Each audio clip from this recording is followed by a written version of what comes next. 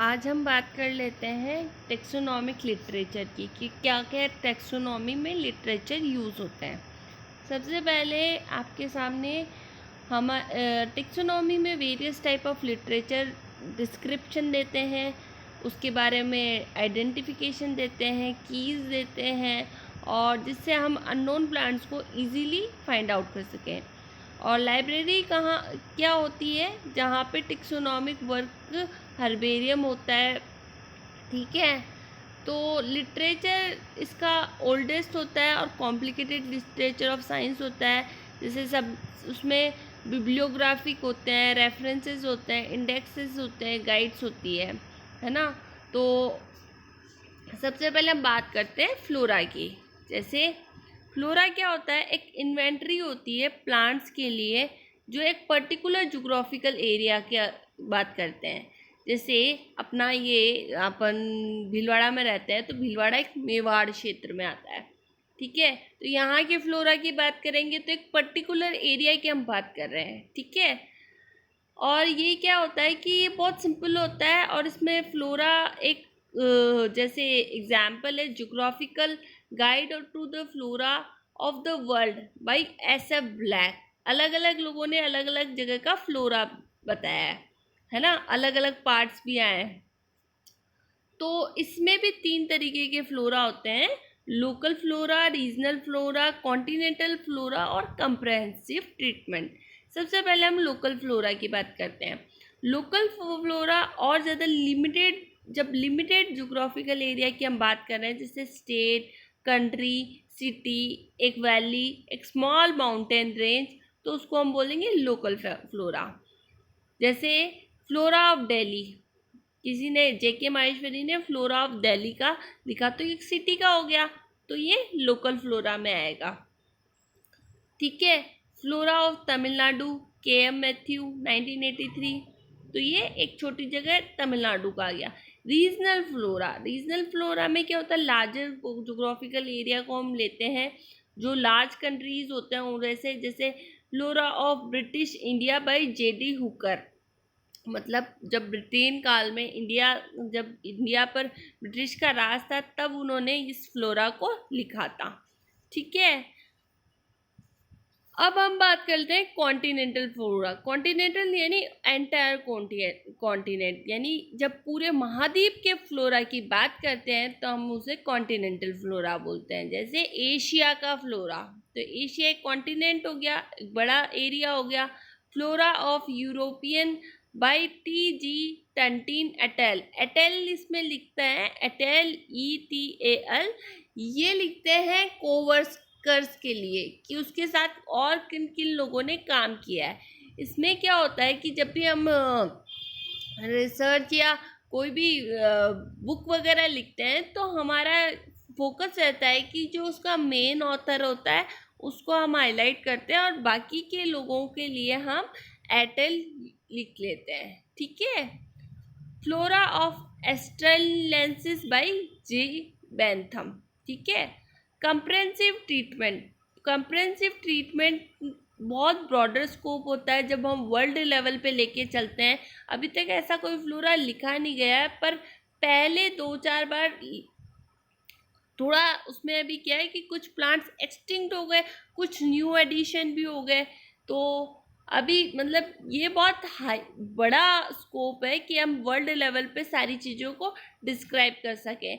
जैसे world level के flora comprehensive treatment में आता है जेनरा प्लांटेरम, जो G. बेंथम ने लिखा और JD हुकर ने लिखा, और दी नेचुरलाइफिकन प्लेफ्लेंजन फेमिन्स, जो एंगलर और प्रेंटल ने लिखा था 1887 to 1950। ठीक है, अब हम बात कर लेते हैं मैनुअल की। मैनुअल क्या होती है, ये एग्जीक्यूटिव ट्रीटमेंट देन फ्लोरा। इसमें क्या होती है, की फॉर आइडेंटिफिकेशन, हमेशा कीज होगी आइडेंटिफिकेशन के लिए, डिस्क्रिप्शन होगा, ग्लोसरी होगी, और ये एक स्पेशलाइज्ड ग्रुप ऑफ प्लांट के लिए होती है। फॉर एग्जांपल कीज ऐसे बताएंगे कि भाई इस प्लांट में यदि इस टाइप की ब्रांचिंग होगी तो मे बी ये हो सकता है। देन हम उस पे वर्ड पे जाके उस करेक्टर को देखते हैं, यदि प्रेजेंट है तो हम उसे यस मार्क करेंगे, एब्सेंट है तो नो मार्क करेंगे। ऐसे की में हर वर्ड को हम देखते हैं, चेक करते हैं प्लांट में। ठीक है, तो मैनुअल एक स्पेशलाइज ग्रुप का होता है, जैसे मैनुअल ऑफ कल्टीवेटेड प्लांट। तो कल्टीवेटेड प्लांट, जो प्लांट उगाए जाते हैं उन्हीं का मैनुअल की बात कर रहा है। जैसे ये स्पेशलाइज हो गए कि भाई उगने वाले, अब उगने वाले में जब अपने ग्रेन्स आ गई, पल्सेस आ गई, ये वेजिटेबल्स आ गए, ये आ गए। ठीक है, तो manual of aquatic plant by NC facet. अब एक्वाटिक के प्लांट बात करेंगे तो एक एक्वाटिक रीजन मतलब जल में जो पौधे उगते हैं उसकी बात कर रहे हैं, है ना। अब मैनुअल होती है वो मोनोग्राफ से डिफर होती है। फिर क्योंकि मोनोग्राफ एक टेक्सोनॉमिक ट्रीटमेंट बहुत बड़े ग्रुप के लिए होता है। अब हम बात करते हैं मोनोग्राफ की। तो एक कंप्रहेंसिव टेक्सोनॉमिक लिटरेचर होता है जो एक पर्टिकुलर जीनस और फैमिली, ठीक है, पर्टिकुलर जीनस में बहुत सारी स्पीसीज आएगी और फैमिली में बहुत सारी जीनसेस आएगी। जैसे हमने बात की मोनोग्राफ ऑफ लेग्यूमिनेसी, तो लेग्यूमिनेसी में खुद में खूब सारी जीनसेस है, बहुत सारी जीनसेस उसमें इंक्लूडेड है। ठीक है, तो उसमें जब उस और वहाँ पे क्या है, ज्योग्राफिकल स्कोप भी वर्ल्ड वाइड होती है। तो इसको डिस्कस करना इम्पॉर्टेंट हो जाता है ना। अब इसमें स्पीसीज, सब स्पीसीज, वेराइटीज सब आ जाती है। मोनोग्राफ में एक रिव्यू ऑफ लिटरेचर भी होता है और एक ऑथर की रिसर्च वर्क भी होता है। रिव्यू ऑफ लिटरेचर मतलब उसमें कि पहले किस पे क्या काम हुआ उसको हम रिव्यू ऑफ लिटरेचर कहते हैं। तो मोनोग्राफ में क्या क्या रहता है, नॉमेनक्लेचर, नेमिंग की procedure, designated types, keys, exhaustive description, full synonym कि उस प्लांट को अलग अलग नाम में क्या बोलते हैं, साइटेशन ऑफ स्पेसिमेन की फर्स्ट उसको किसने देखा था, फर्स्ट उसको किसने एग्जामिन किया था। तो ये सारे जो एक होता है ना प्लांट की एनसाइक्लोपीडिया बोल सकते हैं हम मोनोग्राफ को। एग्जाम्पल हम लेते हैं जीनस ऑफ पाइनस। अब पाइनस जीनस की बात कर रहे हैं तो इसमें जितनी भी स्पीसीज पाइनस की है वो सब इंक्लूड होगी, एक भी एक्सक्लूड नहीं होगी। आपको कभी किसी प्लांट को वाइड स्प्रेड पे मतलब स्टडी करना हो तो आप कैसे स्टडी कर सकते हैं, with the help of monograph. ठीक है, अब हम बात करते हैं रिवीजन की। रिवीजन क्या होता है कि जैसे है ना कुछ हमें उसमें नया ऐड करना है, ये लेस कंप्रेहेंसिव होती है इन मोनोग्राफ से। अब इसमें क्या करेंगे, हम छोटा सा उसका इंट्रोडक्शन लिख देंगे, छोटा सा हम उसमें लिटरेचर लिख देंगे, रिव्यू लिख देंगे और इसमें क्या होगा, सिनोनिम्स वगैरह डाल देंगे। ठीक है, पर इसमें जो डिस्क्रिप्शन होगा वो छोटा होगा as compare to monograph. Monograph में हमने ए टू जेड की बात लिखी, पर इसमें क्या होगी, समरी होगी और उसमें सिर्फ डायग्नोस्टिक करेक्टर होंगे कि ये सिर्फ मोनोग्राफ का ही रिवीजन लिखा जाता है। ठीक है, और इस रिवीजन जब छोटा होता है तो हम क्या कर सकते हैं, ज़्यादा लिख सकते हैं। फिर हम बात करते हैं कॉन्स्पेक्टस की। कॉन्स्पेक्टस क्या होता है, एक आउटलाइन होता है रिवीजन की, कि ना रिवीजन का पहले आउटलाइन तैयार करोगे उसको कॉन्स्पेक्टस कहेंगे, जिसमें हम पूरी टेक्सा को लिस्टिंग करेंगे, उसके साथ साथ उसके मेजर सिनोनिम्स लिखेंगे, विदाउट शॉर्ट डायलॉग्स लिखेंगे और थोड़ा थोड़ा हम ज्योग्राफिकल रेंजेस के बारे में भी डिस्क्राइब कर देंगे। जैसे स्पीसीज प्लांटरम क्या था, कॉन्स्पेक्टस था भाई कार्लस लिनियस ने 1953 में लिखा था। सिनॉप्सिस क्या होती है, लिस्ट ऑफ टेक्सा, एक पर्टिकुलर टेक्सा से रिलेटेड होती है, उसमें डायग्नोस्टिक डिस्टिंग्विशेस स्टेटमेंट होते हैं जिसमें इन फॉर्म ऑफ कीज के फॉर्म में उसमें आपके अलग अलग करेक्टर होते हैं। ठीक है, तो मोनोग्राफ में ही ये छोटे छोटे वर्ड्स हैं। अब हम बात कर लेते हैं जर्नल्स की। जो फ्लोरा मैनुअल्स और मोनोग्राफ होते हैं वो पब्लिश होते हैं, कहाँ पे पब्लिश होते हैं, वो होती है जर्नल्स में। Publish after loss.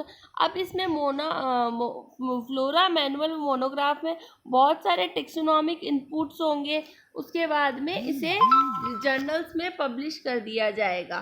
ठीक है, अब ये जर्नल्स में पब्लिश करने के बाद में क्या होगा कि ये जो इन्फॉर्मेशन होगी ये पब्लिक डोमेन में आ जाएगी। ठीक है, अब जो भी कोई रिसर्च कर रहा होगा वो इन जर्नल्स की हेल्प से उसके बारे में पढ़ पाएगा, और दूसरा उसके यदि उसे कुछ न्यू फाइंडिंग मिलती है तो वो इसमें ऐड कर पाएगा। तो रिसर्च वर्ड के लिए जर्नल्स बहुत ज़्यादा इम्पॉर्टेंट होती है। तो इसमें क्या होता है कि कंटिन्यूस अपडेट होता है, additional text are describe reported from one region. अब जैसे आपने फॉर एग्जांपल अजमेर का किसी एरिया के बारे में पढ़ा, अब आप उस एरिया के बारे में और आगे काम करना चाहते हो तो आप पहले वहाँ से मोनोग्राफ या जर्नल्स उसकी जर्नल्स की जो वहाँ से रिगार्डिंग पेपर्स डाउनलोड करेंगे एंड पढ़ेंगे। फिर उसके बाद में जिन जिन पब्लिकेशंस ने उस जर्नल्स ने उसको रेफ़र किया है उसमें आप देखेंगे कि भाई ये कौन से ईयर में इशू हुआ, कौन सा वॉल्यूम नंबर था, और ये मंथली कुछ जर्नल्स होते हैं वो मंथ में रिलीज़ होते हैं, कुछ 12 ईयर में रिलीज़ होते हैं। ठीक है, तो अलग अलग जर्नल्स का अलग अलग टाइम पीरियड होता है।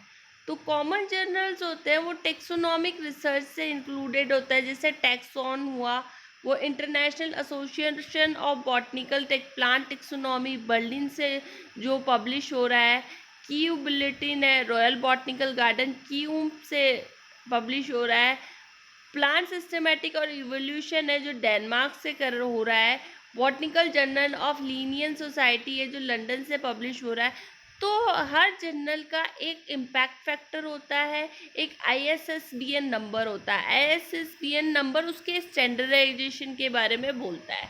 तो जर्नल्स हमेशा रिसर्च की आपको नॉलेज देते हैं। दूसरा, आप जर्नल में पेपर पब्लिश कराने का मतलब है आप you have do something new, you have develop a innovative idea. आप अपने यूनिक आइडिया को किसी भी पेपर में पब्लिश करवा रहे हैं, इसका मतलब होता है जर्नल। ठीक है, तो ये बहुत इम्पॉर्टेंट होता है जब आप फर्दर रिसर्च वगैरह करने जाते हैं। आपकी जितनी भी बुक्स है, जो भी आप टेक्स्ट बुक्स वगैरह पढ़ते हैं, साइंस में जितनी भी रिसर्च होती है वो हम सब किससे पता करते हैं? जर्नल से। हम जर्नल्स को स्टडी करते हैं तब हमें पता चलता है कि अभी क्या करंट में क्या चल रहा है, या करंट में कौन से फील्ड में कौन सी रिसर्च चल रही है। तो जर्नल से आप किसी भी देश की रिसर्च के बारे में भी पता कर सकते हैं, और बहुत वाइड स्कोप होता है। आप देखेंगे कि हर एक छोटे से टॉपिक पे बहुत सारे पेपर्स पब्लिश्ड है, मतलब देश में पूरे वर्ल्ड लेवल पे बहुत जगह बहुत सारा काम हो रहा है, और ये हम हमारे वर्क के लिए एज ए रेफरेंस यूज़ करते हैं। रेफरेंस के हम इसके बारे में अच्छे से स्टडी कर पाते हैं, फिर हम हमारा भी कुछ इनपुट देके एक न्यू इनोवेशन क्रिएट कर सकते हैं। ठीक है।